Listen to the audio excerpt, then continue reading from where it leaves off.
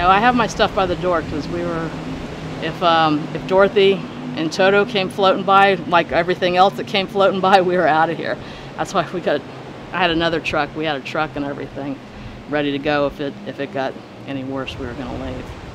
As Tropical Storm Colin passed through the Gulf of Mexico in June, Toni Orr watched from the back room of her late mother's beach home in Manasota Key, Florida.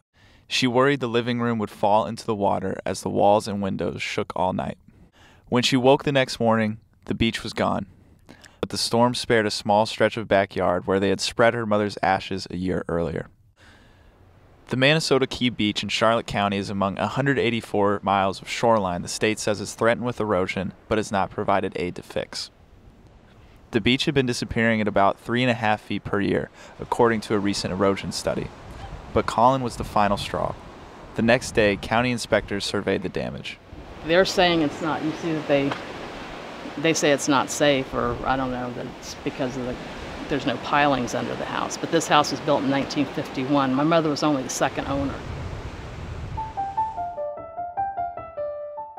Beaches are big money to Florida, which sells a dream of sunshine and sand to retirees and vacationers. They are the #1 reason tourists visit Florida, pumping billions of dollars into state coffers every year.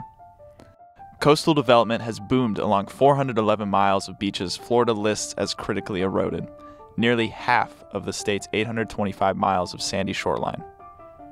Most people could sit on an eroding beach and not even know it. The erosion threatens natural habitat, historical landmarks, recreation, and mostly development. As the state reaps billions of dollars in tax revenue each year from its beaches, it gives relatively little back, roughly 1% a year, leaving local governments to shoulder most of the beach building burden.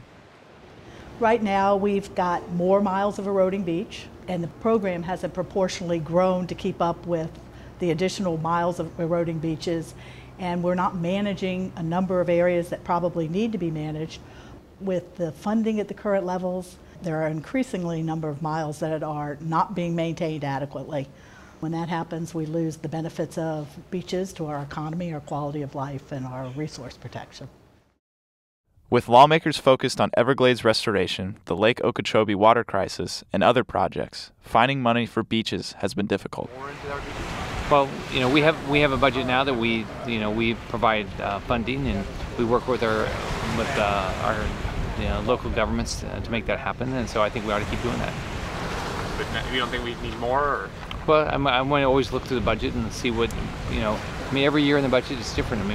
What's happening, how much money do we have to spend, because it's somebody's tax dollars. Without more help from Tallahassee, more beaches could suffer the fate of Manasota Key, where Charlotte County Commissioner Bill Trix worries about the broader effect of erosion on his constituents. That is a negative effect on their property values, and it's a negative effect on the revenues to the community. So there's a big, broad, negative effect to this that from a business perspective is scary, and from a personal asset and ownership perspective, I would be extremely fearful of right now if I own property right there. Tropical Storm Colin struck just days into this year's hurricane season and became the first of a series of wake-up calls in Florida. In September, Hurricane Hermine became the first hurricane to make landfall in Florida in 10 years. Shortly thereafter, Hurricane Matthew wreaked havoc on Atlantic coast beaches in October.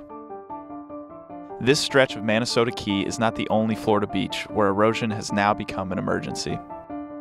These storms have exposed weaknesses in Florida's beach program that advocates and some lawmakers say must be fixed to protect the state's most valuable asset, its beaches.